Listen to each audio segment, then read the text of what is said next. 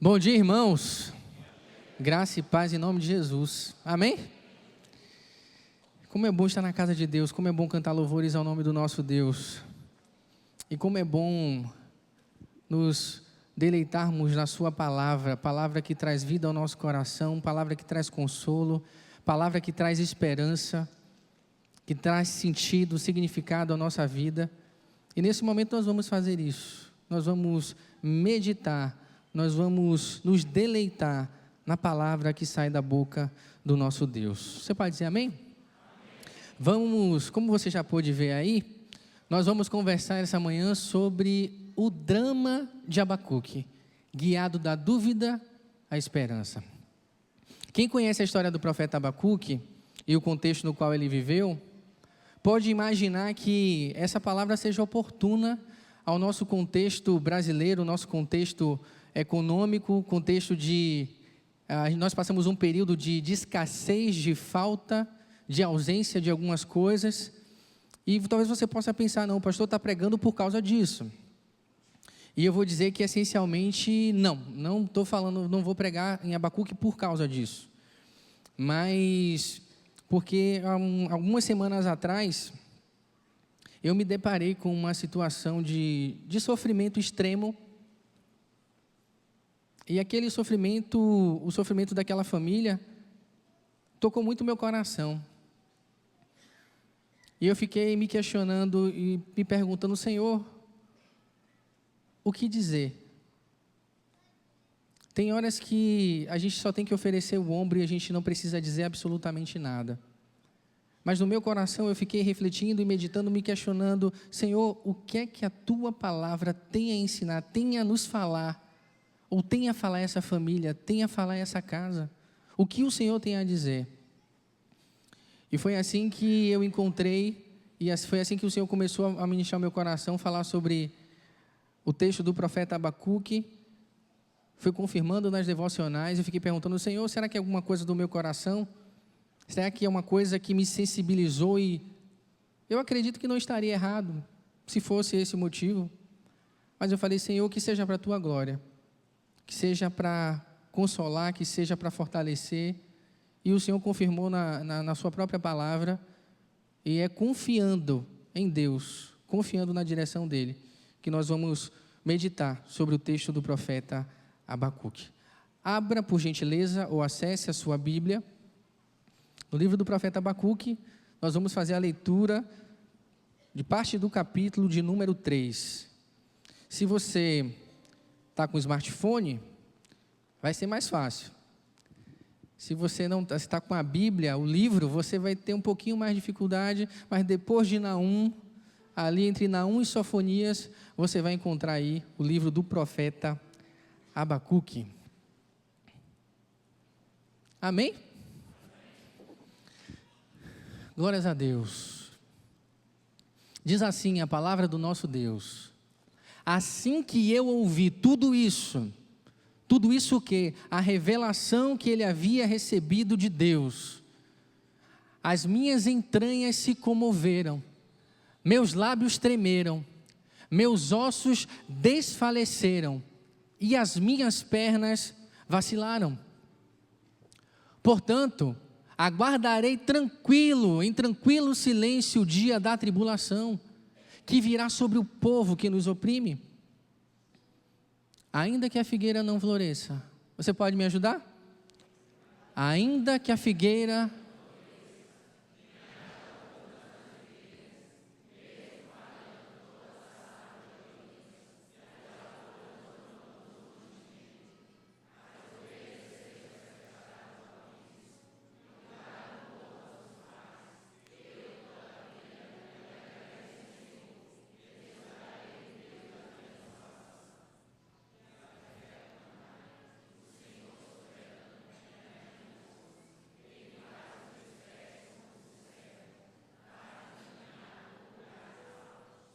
Amém.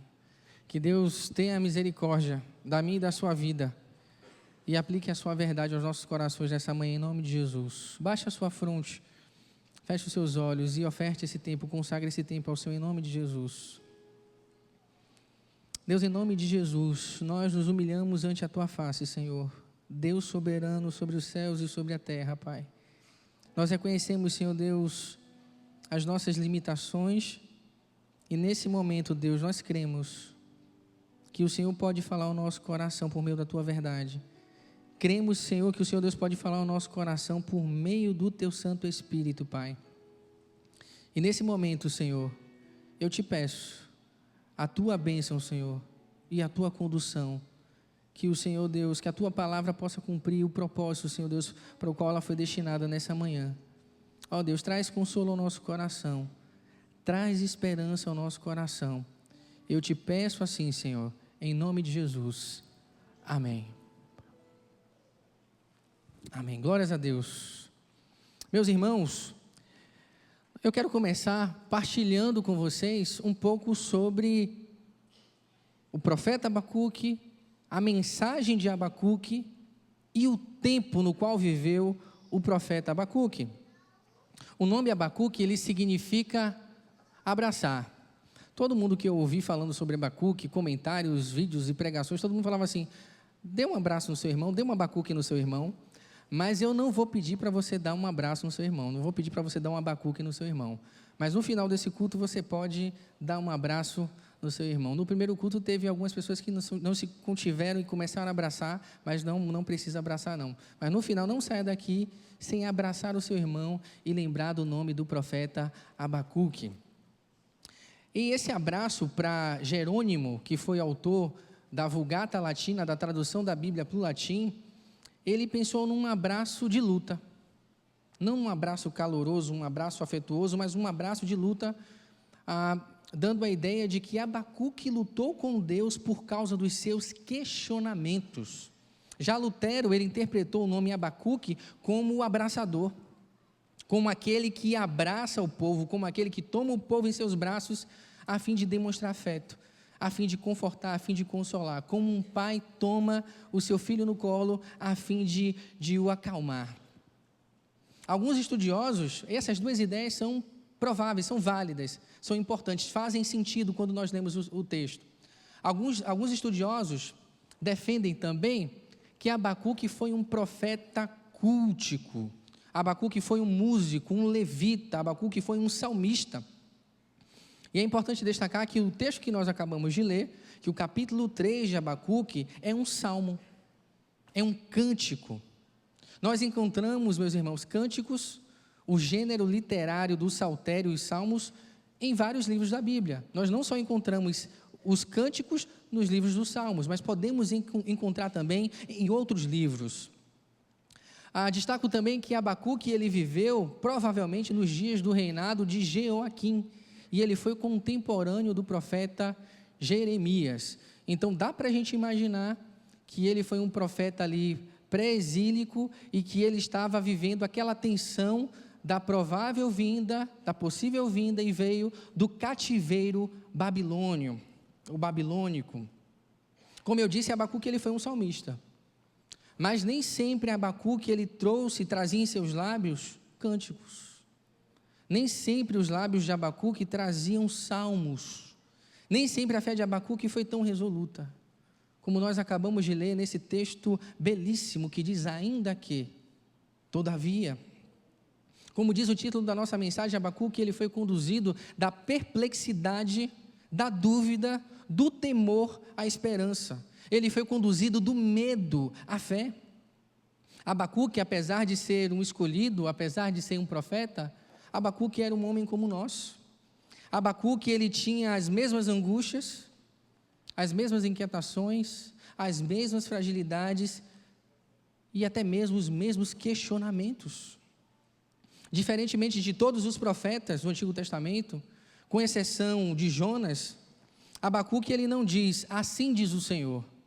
Abacuque, ele não tem logo de início uma mensagem para o povo. Ele não diz: olha, o Senhor está mandando dizer isso. Mas o texto de Abacuque, o livro de Abacuque, é um diálogo de Deus com o profeta, um diálogo do profeta com Deus. São orações, o registro das orações de Abacuque falando com o Senhor.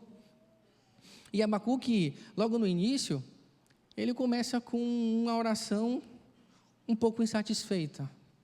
A oração de Abacuque, na verdade, é uma queixa, que começou com uma oração normal, depois foi para um clamor, e depois Abacuque já estava gritando.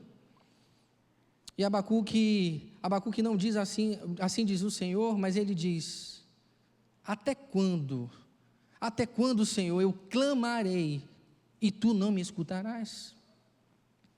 Mas pastor, por que Abacuque estava clamando? Porque o coração de Abacuque estava tão amargurado e tão insatisfeito? Porque Abacuque apresenta essa queixa a Deus. No tempo do profeta Abacuque, a nação de Judá estava vivendo em completa apostasia. O que é que isso significa? Significa que a nação havia se esquecido de Deus, se afastara de Deus, se entregaram aos falsos ídolos e desfrutavam de uma falsa prosperidade. E é por isso que o profeta Abacuque clama: Senhor, até quando clamarei e tu não me escutarás? Gritar-te-ei violência e não salvarás? Porque o Senhor está me mostrando tudo isso? O Senhor não vai fazer nada? Por que razão me mostras a iniquidade, me fazes ver a opressão? Pois que a destruição e a violência estão diante de mim, havendo também quem suscite a contenda e o litígio. E Abacuque completa dizendo o seguinte: por causa disso, a lei se afrouxa, a justiça nunca se manifesta, porque o ímpio cerca o justo, e a justiça se manifesta distorcida. Não sei se você conseguiu perceber, mas o profeta ele está chateado com Deus. Quando ele fala por causa disso, ele está dizendo por causa da sua inércia. Porque o Senhor não faz nada. Os juízes estão sendo corrompidos e comprados. O cumprimento da lei se afrouxa. A justiça ela demora demais. Os poderosos compram os representantes da lei e definem o que é certo e o que é errado.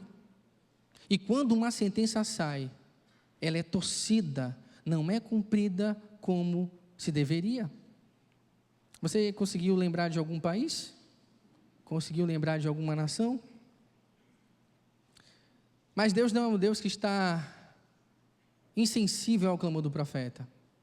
Deus ouve o clamor de Abacuque e Deus responde. Só que a resposta de Deus ao profeta Abacuque não era a resposta que o profeta Abacuque queria ouvir. A resposta de Deus ao coração do profeta Abacuque, a visão que o Senhor trouxe ao profeta Abacuque, trouxe a ele um problema. Um problema que na teologia e na filosofia nós chamamos de teodiceia. O problema da justiça de Deus. E quando nós pensamos na teodiceia, nós estamos tentando entender a natureza e as ações de Deus diante de todo o mal e diante do sofrimento. E como eu disse, a grande questão é que a resposta que Deus trouxe ao profeta não foi a resposta que ele queria ouvir. Enquanto o profeta Abacuque estava clamando por reforma, por restauração da nação de Judá, o Senhor disse: olha, o tempo de restauração já passou. O tempo da reforma já passou. Eu já enviei os meus reis, já enviei os meus servos, já enviei os profetas, e agora é tempo de disciplina. Abacuque, eu vou fazer uma obra que vocês não vão acreditar quando ela for contada. E o texto diz, o verso 5 ao verso 11, o Senhor vai dizer ali: estou trazendo os babilônios para disciplinar a nação de Judá. Para tentar facilitar a nossa compreensão, vamos pensar no seguinte: imagine todo o cenário de corrupção que nós vivemos, todo o caos, na esfera política, econômica, porque está ali tudo junto. Pense em todo o drama que o povo brasileiro tem vivido. E a igreja começa a clamar, falando: Senhor, traz justiça, Senhor.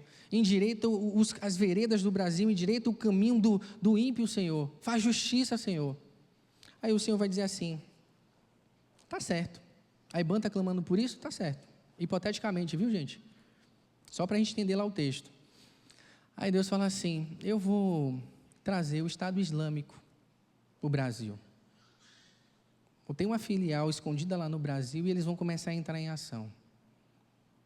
É mais ou menos isso o que Deus estava dizendo para o profeta. O profeta estava pedindo conserto, restauração, e Deus está dizendo, olha assim, o cálice da minha ira já se encheu sobre Judá. E assim como aconteceu com Israel, foi levado cativo pelos assírios, os babilônios vai fazer exatamente a mesma coisa com a nação de Judá. E Abacuque vai dizer, Senhor, eu entendi que nós seremos disciplinados, Senhor, nós seremos disciplinados por conta dos nossos pecados. Ele vai dizer isso. Ali, eu enviaste os babilônios para nos disciplinar. Por quê? Por causa do pecado. Abacuque não estava insensível ao pecado da nação. Abacuque sabia que o Deus da aliança, que a aliança incluía bênçãos e maldições, e que se o povo pisasse na bola, as maldições viriam. Ele sabia disso. Mas o que deixa Abacuque em crise, em conflito, perturbado, é como o Senhor vai fazer isso. É através de quem o Senhor vai fazer isso? E Abacuque pergunta, Senhor, como é que o Senhor pode usar uma nação idólatra, perversa, para cumprir os seus propósitos? Senhor, eu não consigo entender. E a crise do profeta alcança o seu ápice com essa notícia de Deus, com essa revelação do Senhor. E Abacuque, ele encara um problema que não é um problema simples. Na filosofia nós chamamos isso na filosofia clássica, o problema do mal vai ganhar com Epicuro o seguinte contorno. Na verdade, na filosofia clássica é chamado paradoxo de Epicuro. Epicuro no português, Epicuro no grego. E qual é a premissa desse filósofo? Esse filósofo pensa assim: Deus não pode coexistir com o mal. Por quê? Se o mal existe e Deus é bom, se o mal existe e Deus é bom, então ele não é todo poderoso e pode acabar com o mal. Deus é impotente, porque ele não pode resolver o problema do mal. Mas se ele é todo poderoso, mas mesmo assim ele permite o mal, significa que ele não é tão bom assim. Conclusão de Epicuro: não existe um Deus bom e todo poderoso. Percebe a complexidade do problema? Esse é o problema do mal nas lentes de Epicuro. Um outro que passou por esse problema também, que refletiu sobre esse problema, foi o salmista Asaf, no Salmo 73, que nós lemos no início do culto. E Asaf, refletindo sobre o problema do mal, especialmente sobre o triunfo do ímpio, ele vai dizer, Salmo 73, verso 16 e verso 2, ele diz assim: enquanto eu estava refletindo sobre essa prosperidade do ímpio, enquanto eu estava refletindo sobre o triunfo do mal, eu percebi que essa reflexão foi pesada demais para mim. Verso 16. E no verso 2 ele vai dizer: os meus pés quase vacilaram. Eu quase saí do caminho por causa dessa reflexão. E eu conheço muitas pessoas que afirmavam crer em Deus, mas que diante da adversidade, diante do insucesso, diante do sofrimento, essas pessoas disseram assim: olha, será que vale mesmo a pena servir a Deus? O que é que eu ganho servindo a Deus? E eu não estou falando de uma situação irreal, hipotética, eu estou falando de um fato. Eu já vi cristãos em crise chegarem para mim e falar: pastor, por que eu vou servir a Deus? Se Deus ele não me escuta, se Deus ele não faz o que eu pedi, se ele não faz o que eu quero, se ele não me dá o que eu acho que eu preciso, logo não vale a pena servir a Deus. Deus não me deu o que eu queria, então eu vou virar as costas para Ele. O profeta Abacuque, no seu momento de crise, ele tentou ensinar Deus a fazer justiça. E Abacuque começa lembrando dos atributos de Deus, da sua eternidade, da sua justiça, dizendo que Deus é puro de olhos e que Ele não pode contemplar o mal. Abacuque começa a expressar toda a sua teologia, todo o seu conhecimento que ele tem, o conhecimento que ele tem acerca de Deus, como se Deus ele tivesse esquecido de ser justo, como se Deus não soubesse mais o que era certo e o que era errado. E muitas vezes, meus irmãos, Quando as coisas não acontecem do jeito que nós planejamos, nós tentamos fabricar deuses segundo as nossas próprias conveniências. E de alguma forma a gente tenta dar um jeitinho, de alguma forma a gente acha que a gente vai conseguir manipular o eterno. Mas Deus não é manipulável. Deus, Ele é Deus. Deus, Ele é Senhor. E ninguém pode manipular o eterno. E Abacuque, ele trouxe essa inquietação no seu coração, que mais na frente nós vamos ver que Abacuque, ele é liberto dessa questão, é liberto dessa aflição, que estava atrapalhando a sua comunicação, o seu relacionamento com Deus. E Abacuque, ele diz lá no final do capítulo 1, olha, eu vou aquietar o meu coração, eu vou ficar na posição de vigia, na torre de vigia, e aguardar aquilo que Deus irá me responder. Capítulo 2, verso 2 ao 4, o verso de número 4 diz assim, não está aqui, mas está na sua Bíblia. Então o Senhor me respondeu e disse, escreve a visão e torna-a bem legível sobre tábuas, para que se possa ler quem passar ou quem passa correndo. Alguns teólogos dizem que esse foi o primeiro outdoor da história. Deus pediu que Abacuque escrevesse uma mensagem em letras grandes, em tábuas, para que até quem passasse correndo pudesse ver. E Deus continua dizendo, olha, a visão é ainda para um tempo determinado, não é no tempo do homem, é no meu tempo. Eu determino o tempo, quando isso vai acontecer. Mas se apressa para o fim e não se enganará se tardar, Abacuque. Espere com paciência, porque certamente virá e não tardará. Eis que a sua alma está orgulhosa, não a alma de Abacuque, mas ele está falando aí da alma do ímpio, se bem que a alma de Abacuque também, em algum determinado momento, ela foi um pouco orgulhosa ao questionar Deus. Eis que a sua alma está orgulhosa, não é reta nele, mas Abacuque, o justo, ele viverá pela fé. A grande pergunta é, o que foi que livrou Abacuque da sua crise? O que foi que levou Abacuque a exultar? O que levou Abacuque a ter uma confiança tão extrema, tão verdadeira no Senhor? Uma confiança tão admirável que se tornou o belíssimo Salmo do capítulo 3? E a resposta que Deus deu a Abacuque inclui algumas grandes verdades. E a primeira delas eu já disse para vocês, a primeira delas é que o justo, ele vai viver pela fé. Abacuque 2,4. O soberbo vai passar, Abacuque. O mal será exterminado, Abacuque, mas o justo viverá pela fé. Deus está dizendo ao profeta Abacuque, Abacuque, viver pela fé é viver pelas minhas promessas. Abacuque, viver pela fé é viver de acordo com aquilo que eu estou dizendo, Abacuque. É viver confiante na palavra, Abacuque, que sai da minha boca. É viver confiante, Abacuque, na visão que eu estou te dando. Abacuque, você não vai viver de pão, Abacuque, mas você vai nutrir a sua alma com as palavras que saem da minha boca, Abacuque, com a minha revelação. São delas que você deve viver, meu filho. E Deus, ele responde a Abacuque, continua respondendo a Abacuque. Você acha mesmo que eu não consigo enxergar o mal? Você acha mesmo que eu não sei mais qual é a diferença entre o justo e o ímpio? Entre o justo e aquele que é soberbo, Abacuque?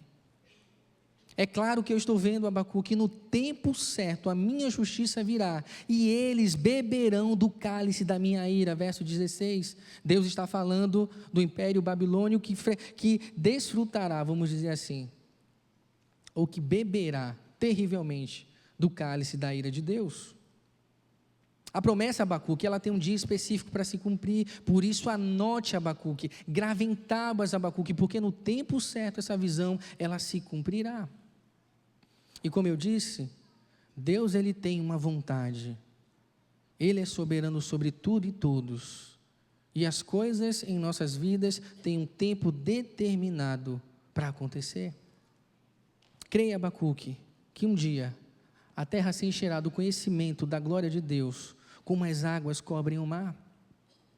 É como se Deus estivesse falando para Abacuque, olha, Abacuque, a Babilônia vai passar, os medo-persas passarão, os gregos passarão, os romanos passarão, toda a nação que intentar dominar o mundo vai passar, Abacuque, mas o meu reino, ele permanecerá para sempre.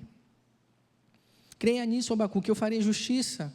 Creia, Abacuque, que nada do que está acontecendo fugiu ao meu controle.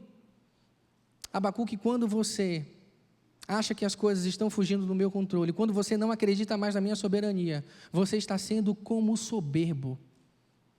O soberbo confia na força do seu braço. O soberbo acredita que ele está no controle de todas as coisas. E Abacuque, quando você não confia em mim, Abacuque, todas as vezes que duvidamos do controle de Deus, sobre a realidade, sobre a história, sobre o controle da nossa nação, do nosso governo, nós estamos agindo como os soberbos. E Deus, ele continua dizendo a Abacuque, Abacuque, ele teve uma visão. Deus disse tudo isso a Abacuque numa forma de visão, numa visão especial. E Deus diz a Abacuque, eu governo toda a terra, Abacuque. E um dia, Abacuque, todos irão se calar, Abacuque, diante de mim. Eu sou rei soberano, Abacuque. Cale-se diante de mim toda a terra. Nós cantamos aqui a canção do Apocalipse, falando da grandeza de Deus, da grandeza de Jesus Cristo, e que um dia todos os homens, de todas as raças, tribo, língua e nação, eles se prostrarão diante do Senhor. A visão da soberania de Deus infunde no coração de Abraão fé. Pastor, o que foi que mudou no coração de Abraão? Abraão, ele foi confrontado com a soberania e o governo de Deus. Abacuque percebeu que Deus não estava em silêncio e muito menos inerte. Abacuque, ele deixa de argumentar como um soberbo fazia, e em seu coração, o coração de Abacuque não cabia mais questionamentos, não cabia mais confusão, não cabia mais justiça própria. Antes, o coração de Abacuque, ele é tomado de êxtase por causa daquilo que Deus havia revelado. E Deus convida Abacuque a viver por fé. Esse é o resumo do capítulo 2. Abacuque, eu sou Deus soberano. Um dia, o conhecimento da minha glória encherá a terra como as águas cobrem o mar. Abacuque, cale-se diante de mim, porque eu estou no meu santo templo. Abacuque, confie na minha soberania. Viva por fé. Viva através daquilo, Abacuque, que eu estou lhe mostrando, através daquilo que eu estou te dizendo, Abacuque. E o coração de Abacuque é mudado, o coração de Abacuque é transformado. E Abacuque, ele vai fazer uma das declarações mais belas, belíssimas, uma declaração belíssima de todo o Antigo Testamento. E ele vai dizer que, ainda que, vamos ler. Abacuque, meus irmãos, ele passa a viver pela fé, depois de ter esse encontro com Deus. Abacuque, ele passa a adorar a Deus independente das circunstâncias, e Abacuque diz, 1, 2, 3, por quê? Ainda que a figueira não floresça.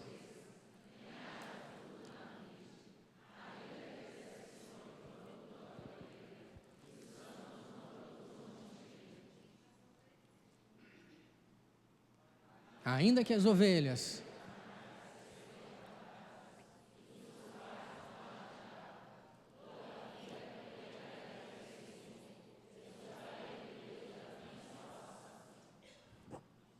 Glórias a Deus, meus irmãos. Deus está te convidando a viver pela fé. Ainda que o nosso país não seja o que a gente acha que deveria ser, ainda que ele pareça estar totalmente desgovernado, ainda que pareça que nós estamos vivendo no meio do caos, não só no caos exterior, mas também no caos interior, ainda que sejamos afligidos por várias coisas, Deus está dizendo, meu filho, eu estou no controle da sua vida, creia na minha soberania, é isso que Deus está dizendo. E como eu disse no início do culto, o que me motivou, o meu coração começou a se encher desse texto, quando eu tive uma experiência num grupo familiar. Eu fui visitar um grupo familiar do meu setor, e quando chegou lá, apresentamos os líderes novos, fizemos todo o protocolo que vocês já sabem, estudamos a palavra, comemos bastante, mas não chegamos ao pecado da gula. E aí no final, enquanto eu ia orar pelos líderes, já estava me preparando para orar, aí uma irmã se aproximou com um coração arrasado. no meio de uma crise terrível, no meio de uma crise profunda, ela falou: pastor, não ore por essas coisas não. Mais ou menos isso, né? Eu ia orar, ela queria que eu orasse pelas pessoas, mas ela falou assim: pastor, ore por minha família. Pastor, ore por minha filha. E você percebia que ela estava numa situação de extremo sofrimento. E quando o Senhor colocou no meu coração o texto de Abacuque, o propósito especial, o propósito desse texto é levar consolo, é levar esperança. Exatamente aqueles que estão vivendo em situações de extremo sofrimento, situações extremadas de sofrimento. Verdadeiros dramas que paralisam as nossas vidas, que pausam a nossa história e que expõem a nossa completa fragilidade, a nossa completa impotência, a nossa completa pequenez. Em nossa comunidade, meus irmãos, nós temos visto inúmeros casos assim. E as coisas que eu vou falar agora faz parte da vida da gente. As coisas que eu vou falar agora fazem parte da vida de vocês. Fazem parte da vida do povo de Deus aqui na IBAN. O que dizer quando se chega em casa depois de uma demissão? O que um chefe de família, uma chefa de família, vai dizer quando chega em casa após uma demissão? Num momento crítico do nosso país. Talvez para alguns a demissão não seja uma coisa tão importante assim, porque você tem o seu emprego, você tem uma certa estabilidade. Mas vai conversar com alguém que acabou de perder o emprego e tem contas para pagar. Muitos chefes de família vão chorar escondido dos seus cônjuges e ficam pensando no que vão falar para os seus filhos no dia seguinte para justificar a sua permanência em casa. Quem já chorou por causa de uma demissão sabe do que eu estou falando. O que dizer quando se completa 3 anos sem emprego? 4 anos sem emprego? Quando não se tem mais recursos para pagar o aluguel e você precisa deixar o apartamento? Uma vez o irmão me disse: pastor, recentemente, o faturamento da minha empresa caiu, pastor, de forma absurda. Eu vou precisar fechar o escritório por causa da crise. Nós perdemos praticamente, pastor, todos os contratos. Em alguns casos, alguns dizem: por causa disso eu terei que mudar de cidade, como muitos já mudaram de cidade, como muitos já mudaram de país. Ou o que dizer quando a coisa afeta o nosso corpo? O que dizer quando o resultado da biópsia dá positivo? E quando o médico ele diz: é um câncer. O que dizer? O que dizer quando os exames dizem: olha, outro nódulo apareceu?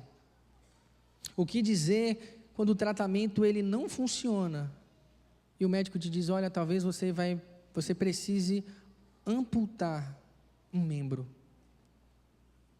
Ou quando ele diz assim: mesmo que o tratamento, ou melhor, mesmo com o tratamento, talvez o mais seguro seja você retirar suas mamas. O que dizer numa hora dessas? Ou o que dizer quando nos aparece um tumor no cérebro, numa região bem delicada, e o médico fala que é urgente e que você vai precisar fazer uma cirurgia de risco? O que você diz quando você precisa parar a sua vida para cuidar de um parente acamado que ninguém quer cuidar? Ninguém quer cuidar. E às vezes você se sente injustiçado, às vezes o fardo do cuidado se arrasta durante anos, você sente que a sua vida está paralisada, e em alguns casos, muita gente já chegou a pensar: pastor, eu já pensei que talvez fosse melhor que essa pessoa partisse. Tamanho é o fardo sobre as minhas costas. Ah, Senhor, o que dizer, meus irmãos, quando o médico já diz assim: já fizemos de tudo, esse órgão não funciona mais, agora você tem uma fé? Tenho, agora é orar e você entrar na fila do transplante e esperar. O que dizer quando um filho seu que foi tão esperado, tão amado e é tão amado, é diagnosticado com um transtorno limitante e você começa a se questionar: Senhor, por quê? Por que comigo? Por que na minha família? Por que com o meu filho, Senhor? O que dizer quando se perde um filho muito desejado? Às vezes pequeno, às vezes com dias, com meses. O que dizer quando você perde o amor da sua vida, a pessoa que você mais ama, num momento mais importante da sua vida? O que dizer? Meus irmãos, eu acredito que o questionamento mais difícil que recebi em toda a minha caminhada pastoral foi: uma pessoa numa situação de extremo sofrimento, ela disse: pastor, chorando, às lágrimas, no desespero, pastor, por que Deus ele fez isso comigo? Sendo que o marido dela estava estirado na sala vermelha do hospital, todo roxo, e havia sido vitimado por um ataque fulminante no seu coração. Pastor, por que Deus fez isso comigo?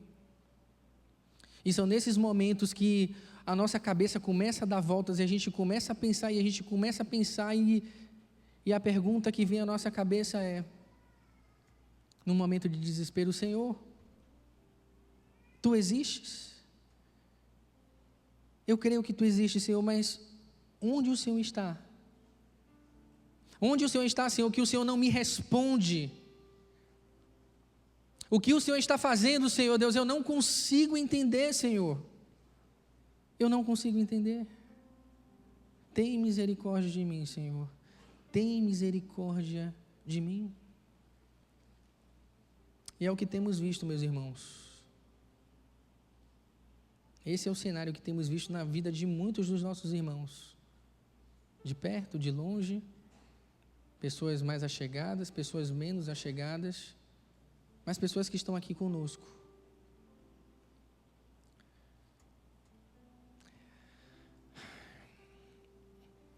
Às vezes, se você não está passando por nada disso,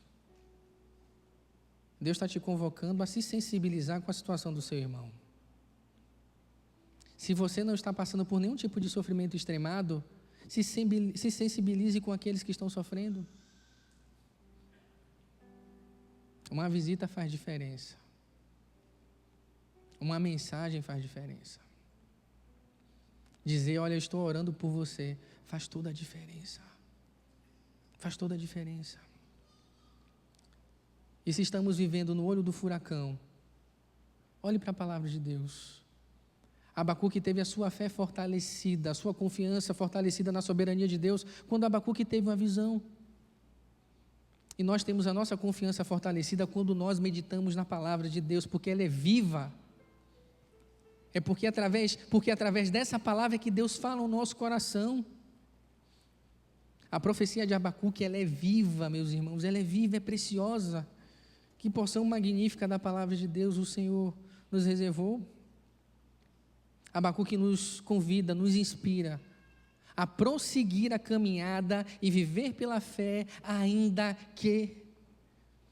E viver pela fé é confiar nas promessas de Deus, na sua soberania.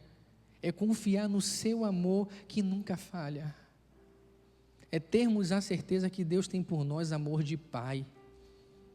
É ter a certeza que Deus, Ele nunca, jamais vai nos abandonar. Foi Ele mesmo que disse: olha, estou com vocês todos os dias até a consumação dos séculos. Foi isso que Ele prometeu que estaria conosco, creia nisso. E no livro do profeta Daniel, eu já estou caminhando para o final, nós temos um belíssimo exemplo de homens que viveram pela fé. E o contexto era mais ou menos o seguinte: olha, o rei Nabucodonosor, que invadiu a Judá, ele tinha construído uma estátua, e a questão era: se vocês não se prostrarem, Sadraque, Mesaque e Abidnego, se vocês não se prostrarem diante de mim, vocês vão para a fornalha. E a resposta desses homens é uma resposta fantástica, é uma resposta de fé que nos inspira hoje. E eles dizem assim: eis que o nosso Deus, a quem nós servimos, é que nos pode livrar. Ele nos livrará da fornalha de fogo ardente. e nos livrará da tua mão, ó Rei. Eles tinham essa convicção, mas eles acreditavam também, ainda que, todavia, ele vai dizer, e se não, Senhor? E se não, Rei? Se Deus, Ele não nos livrar, fica sabendo, ó Rei, que nós não serviremos aos teus deuses, nem adoraremos a estátua de ouro que levantaste. Trazendo para o nosso contexto, e se o socorro não chegar? E se o socorro não chegar? Permaneceremos firmes? Ou nos curvaremos diante do mundo? Ou vamos dizer que não vale a pena servir a Deus? O que é que nós diremos? O que vamos dizer? Mas o profeta Abacuque, voltando os olhos novamente para Abacuque, está convencido naquilo que Deus disse. E Deus disse a Abacuque, o meu justo vai viver por sua fé. Abacuque, ainda que, todavia, a oração de Abacuque na sua oração, a essência, o que ele está dizendo é, Senhor, eu aceito o teu plano, Senhor. Por mais estranho que pareça, eu aceito o seu plano, Senhor. Eu aceito a tua vontade para a minha vida. E viver pela fé é dizer, Senhor, eu aceito com alegria o teu plano para a minha vida. Qualquer que seja esse plano, qualquer que seja a tua vontade, eu aceito, Senhor. Ainda que a figueira não floresça, ainda que não aconteça nada exatamente do jeito que eu planejei, Senhor, enfim, nós não temos poder para fazer isso, e nós não devemos planejar dessa forma, mas ainda que, Senhor Deus, nada do que eu pensei aconteça, Senhor, eu vou confiar no Senhor. Abacuque sabia que ele podia morrer, meus irmãos. O império babilônico ia chegar com força. Nabucodonosor, aquele exército gigante, ia acabar com a pequena Israel. Alguns dizem que, do ponto do prisma humano, Nabucodonosor, ele estava de olho no Egito. Ele ia se confrontar com a grande nação do Egito. Mas no meio estava Israel, a pequena Israel, que seria completamente dizimada. Abacuque sabia que a vida dele estava em risco. Abacuque sabia que ele poderia não sobreviver, mas o seu contato com Deus foi tamanho, a sua experiência com Deus foi tamanha, com relação à grandiosidade de Deus, à soberania de Deus, o amor de Deus, que Abacuque, ele exulta e diz, Senhor, ainda que a figueira não floresça, ainda que não haja fruto na vide, ainda que o produto da oliveira minta, ainda que não haja gados nos currais, ainda que falte azeite, ainda que falte óleo, ainda que falte pão, ainda que falte carne, ou ainda que os babilônios, eles acabem com tudo, Senhor, eu me alegrarei, e eu exultarei no Deus da minha salvação. Senhor, qual é o teu plano para a minha vida, Senhor? Eu aceito. Eu aceito. Você consegue dizer? Você consegue dizer? Senhor, seja qual o teu plano, eu aceito? Talvez alguns pensem, pastor, essa proposta é muito arriscada, Senhor. É muito arriscada, pastor. E eu digo para você, para onde é que nós iremos? Se só o Senhor tem palavras de vida eterna. Nós temos que confiar no amor dele por nós. E nós vamos ver, meus irmãos, já estamos encerrando. O último exemplo é o exemplo do Senhor Jesus. O nosso maior exemplo, ele orou dessa forma. E ele nos ensina e nos inspira a orar dessa forma. Ele disse, Senhor, ainda que, todavia. Vocês podem me ajudar? 1, 2, 3. Pai.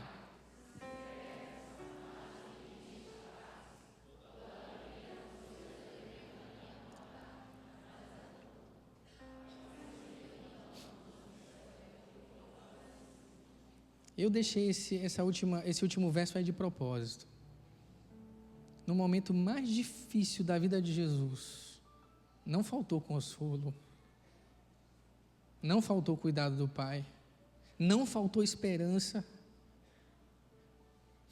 Talvez o Senhor não nos envie um anjo, Ele não nos prometeu que enviaria anjos para nos consolar.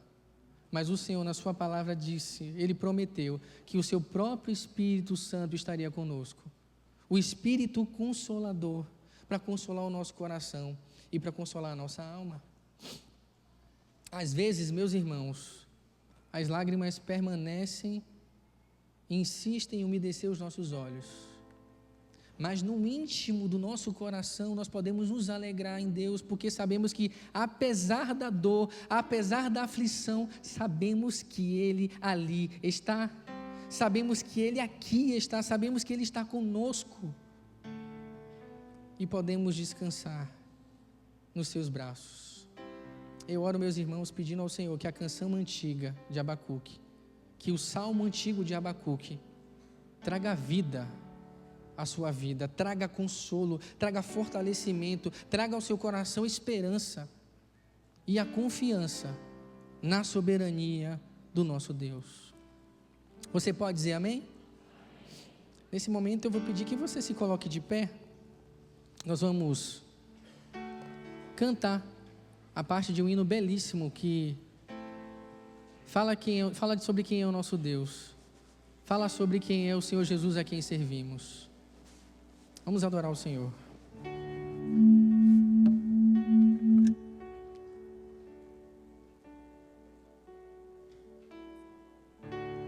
Digno é o Cordeiro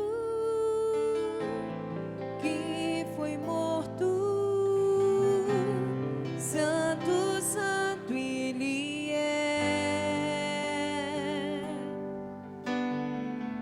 Com um novo cântico, que se assenta sobre o trono do céu.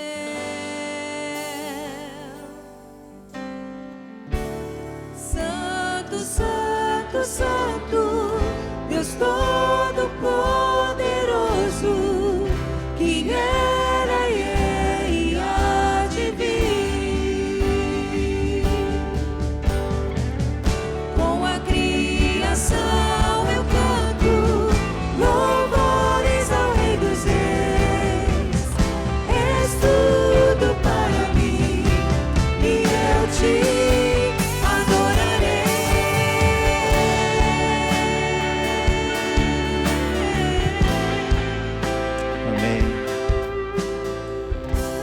que você abaixasse sua cabeça nesse instante, que você curvasse a sua fronte diante do Senhor, fechasse seus olhos.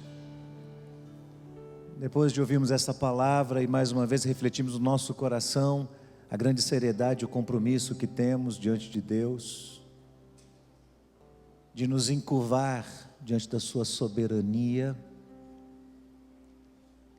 de corajosamente poder dizer como Abacuque, no momento em que ele sabia que o mal ainda não tinha atingido o povo de Deus,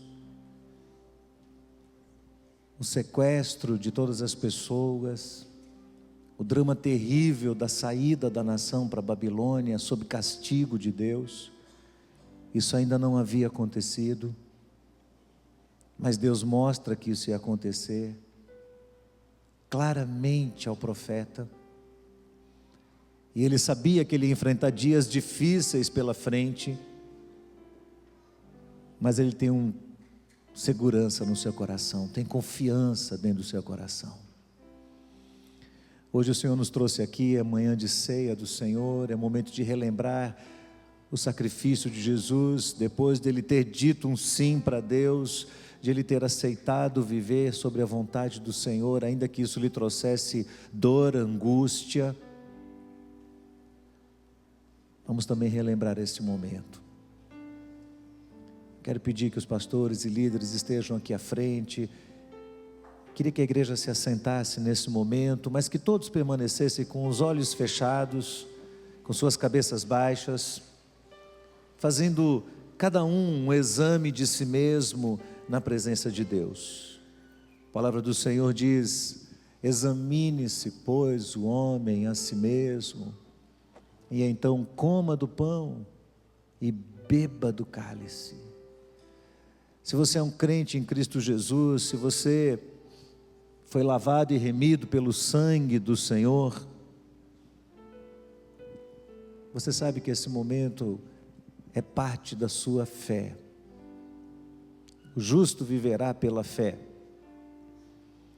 É nos assemelharmos a Cristo Jesus na sua morte, no seu corpo ferido na cruz, no seu sangue derramado a favor dos nossos pecados. Eu queria pedir que mais alguns líderes viessem aqui à frente, por favor. É um momento muito importante da nossa vida. Baixe sua cabeça, feche seus olhos, confesse diante do Senhor, às vezes a sua falta de fé. Confesse diante do Senhor o quanto você depende dEle. Faça uma avaliação breve dos seus relacionamentos, de como tudo tem caminhado em sua vida pessoal.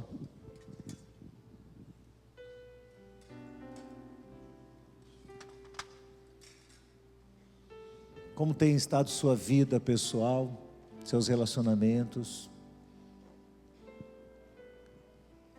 Vamos confessar nossos pecados ao Senhor. Vamos admitir diante do Senhor as nossas falhas, os nossos erros. Não vamos perder essa oportunidade, irmãos, porque a ceia possui um compromisso muito sério. Todo cristão deve participar dela com o seu coração purificado na presença de Deus, e essa é uma oportunidade que o Senhor nos dá de tratar a nossa alma, de tratar aquelas questões dentro de nós que foram perdoadas por Cristo, que foram lavadas na cruz do Calvário, mas que às vezes estão atrapalhando nossa comunhão com o Senhor.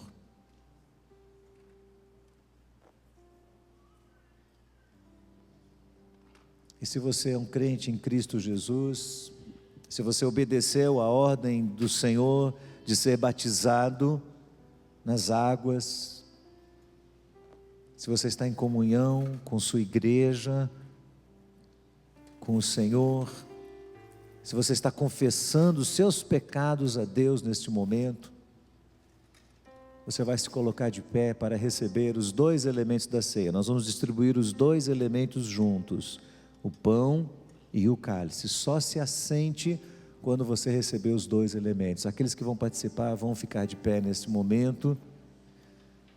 Volto a dizer, os irmãos vão receber os dois elementos de uma só vez. E quando você receber o pão e o cálice, então você vai se assentar. Se você por acaso não tiver recebido um deles, permaneça de pé até que você possa ser servido. Vamos adorar ao Senhor enquanto recebemos esses elementos da ceia do Senhor, e vamos lembrar do corpo de Cristo. Continue com o seu coração contrito, continue com o seu espírito derramado diante do Senhor, continue confessando ao Senhor os pecados e decisões importantes que você tem a tomar na sua vida e na sua experiência, e não permita que nada atrapalhe este momento de comunhão com o sangue de Cristo, com o seu corpo ali na cruz, ferido por nós. No início eras a palavra, com Deus o Altíssimo,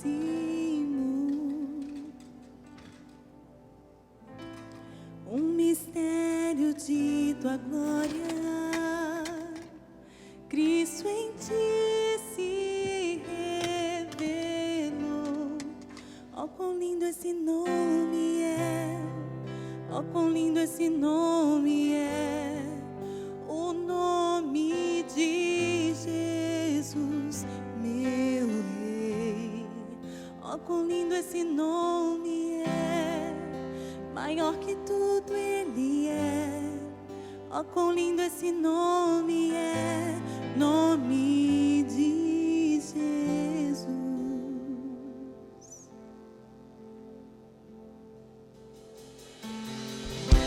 Deixo o céu para buscar-nos, veio para nos resgatar.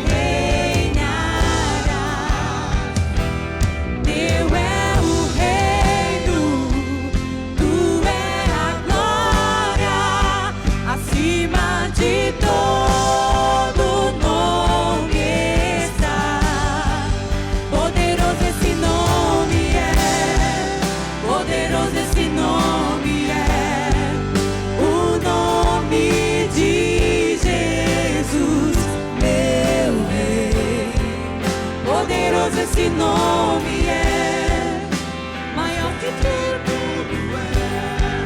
Poderoso esse nome é, nome de Jesus.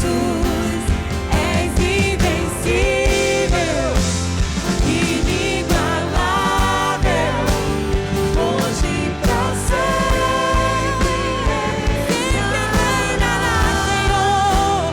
Teu é o reino, tua é a glória, acima de todo nome está. Poderoso esse nome é, poderoso esse nome é, o nome de Jesus, meu Rei.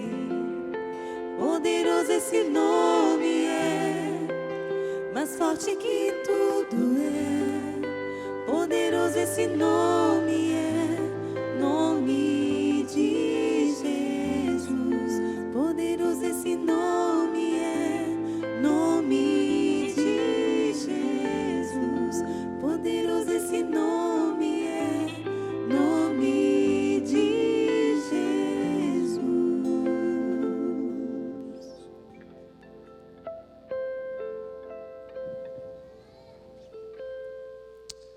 Enquanto comiam, Jesus tomou um pão e, abençoando, partiu e deu aos discípulos e disse: tomai, comei, isto é o meu corpo.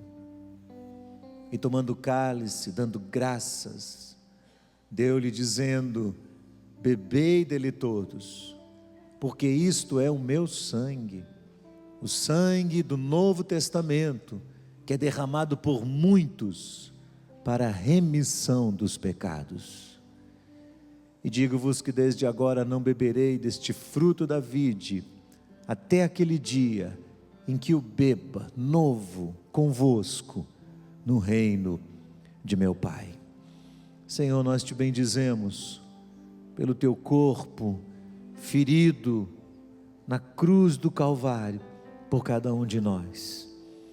A tua palavra diz, Senhor, que pelas tuas pisaduras nós fomos sarados.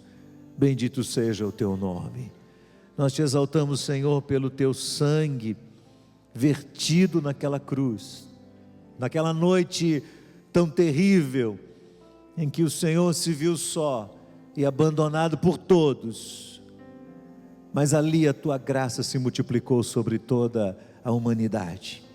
Ali o Senhor pagou o preço dos nossos pecados, o teu sangue nos lavou, o teu sangue nos limpou de todo pecado, o teu sangue nos purificou. Nós te bendizemos, Senhor, nós te agradecemos nesta manhã, pelo teu grande amor, por tua graça derramada sobre nós, e te suplicamos que nós possamos viver em novidade de vida, que nós possamos viver uma vida que agrada ao Senhor, que não andemos segundo os desejos da carne, que não tenhamos um coração endurecido. Pelo contrário, Senhor, que o nosso coração seja sensível à voz do teu Espírito, que ao primeiro toque do Senhor acerca de alguma coisa que não está correta na nossa vida, nós nos humilhemos rapidamente diante do Senhor, e o nosso maior desejo seja andar em novidade de vida e com uma vida santificada, porque o que o Senhor fez por nós não há preço que pague, Senhor. Nós te bendizemos nesta manhã, muito obrigado, em nome de Jesus. Vamos comer todos o pão, irmãos.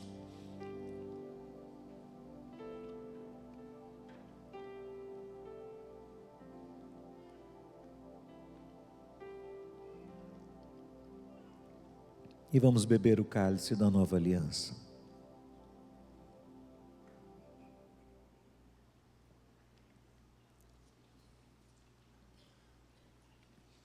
Bendito seja, Senhor, o teu nome, em nome de Jesus. Amém. Vamos dar um abraço em quem está do nosso lado, ou como diz o pastor Lucas, dê um abacuque em quem está perto de você. Deus nos abençoe, somos o povo de Deus, a igreja do Senhor. Deus abençoe a todos em nome de Jesus.